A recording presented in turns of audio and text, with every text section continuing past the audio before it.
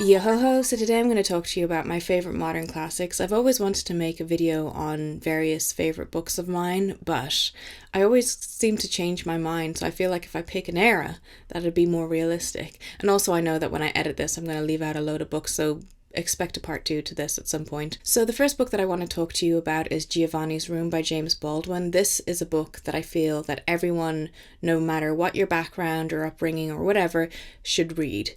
This is so thought-provoking, and you don't even have to be able to relate to the main story. It's just such a human story. So it's about a young man called David who moves to Paris after he proposes to his girlfriend, and he's basically waiting for a response from her. He then meets a young man called Giovanni, and the two start a relationship together, and just like Giovanni is just wonderful. I just thought he was such an amazing character, and this book is so short, but there's so much crammed in there. So there's themes on toxic masculinity and homosexual and bisexual relationships. And the thing is that James Baldwin, after he wrote this, he didn't want to publish it because he felt like his audience wasn't going to be able to relate to the story, and it almost got shelved, but in the end he ended up publishing it, and he had the absolute reverse effect because his audience were like, we don't care what you write about, just as long as you keep writing to this level,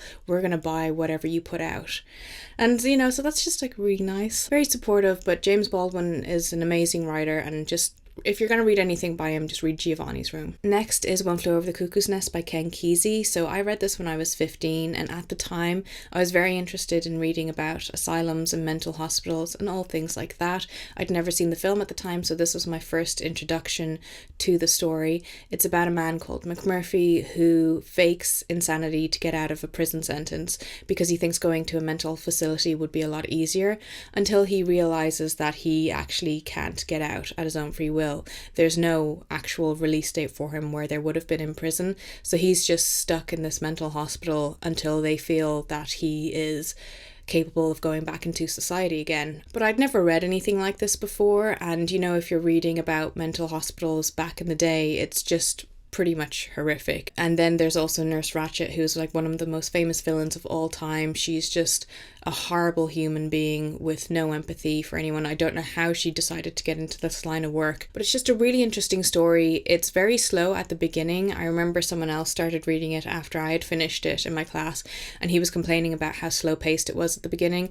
Give it time and eventually it will get going. There's a lot of different characters in here, and Cheswick is probably my all-time favourite character in this, and I just think he's just such an amusing little chap. But definitely check it out if you're someone who's interested in reading it, and just be prepared to have your heartstrings pulled on and possibly have a little cry. So next is A Clockwork Orange by Anthony Burgess. So I did a review on this at the time, which I will link below. It's probably god-awful, but I really enjoyed this. I tried reading it previously and couldn't get into it. I think I just really lacked the motivation to understand the Russian slang that's in it.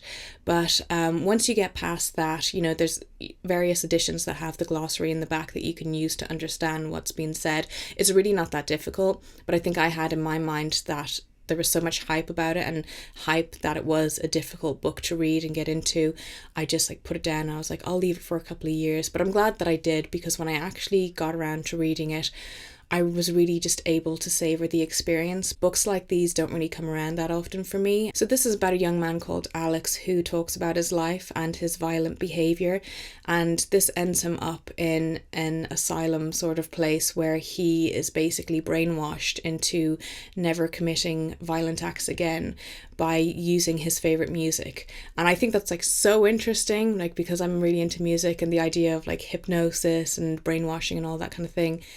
Really fascinating. I mean, I have sympathy for him, but I don't, so it's kind of weird. I still have mixed feelings on how I should feel about Alex's character. Is he actually redeemable, or should I just completely brush him off because of the violent acts he committed? This is definitely one to check out if you're into dystopian literature, or if you just want to read some darker things. This would definitely be a good way to get into reading more dark literature, and I highly recommend it. The next book I have is We Have Always Lived in the Castle by Shirley Jackson.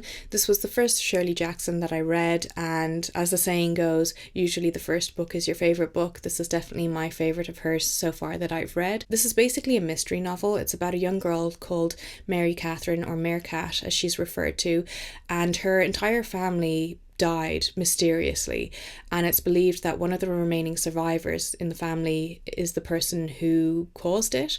Now, her older sister was accused of it, but she ended up being acquitted of the crime, but the people in the village just really ostracized the family now because they don't trust them. They think they're like creepy and weird, and it's really interesting to see like what happens to Meerkat as she like goes into the village and things like that. And she's just very much a homebody, which I very much relate to at the time. And then they have their uncle who lives with them, who is one character that I thought was really interesting, and I would have liked to see more of him in the book. But overall, this was just a really enjoyable novel. Like, I had no idea what to expect from it. I basically kind of bought it because of the cover. But if you're someone who's looking to get into a horror, or if you're into mystery, this is definitely one you should read. The next book is Requiem for a Dream by Hubert Selby Jr. You knew that when I made this list he was going to be on here somewhere. So this book basically destroyed me when I read it. It really did one over on my mind. I knew it was going to be a difficult read, but I didn't expect to be so touched by it. It's about Harry Goldfarb and his mother Sarah. Harry is a heroin addict and he dreams of creating a better life for himself and his girlfriend Marion. Meanwhile, his mother is addicted to slimming pills and TV and fantasizes about being on a game show one day. Like I said before, this book is written in a way that really draws you into the story. You have to pay a lot of close attention to it because there's no quotation marks when people are speaking. So that means that you feel a lot closer to the characters than you might necessarily want to. And safe to say that nothing really works out for any of the characters in this book, and it's just overall quite a depressing read, but it's definitely still worthwhile if you're someone like me and you like reading depressing books. I never really expected to be as affected by it as I was, and I still think about this quite often, and I still haven't gotten around to watching the film adaptation of it because I'm not ready for that sort of thing. I can't really put myself through it again, but it's a book that I really, really love, and I'm so glad that I read it. The next book is Lolita by Vladimir Nabokov. So this was my first introduction to Nabokov. I kind of feel like I probably shouldn't have started here, but I'm glad that I have read it, obviously.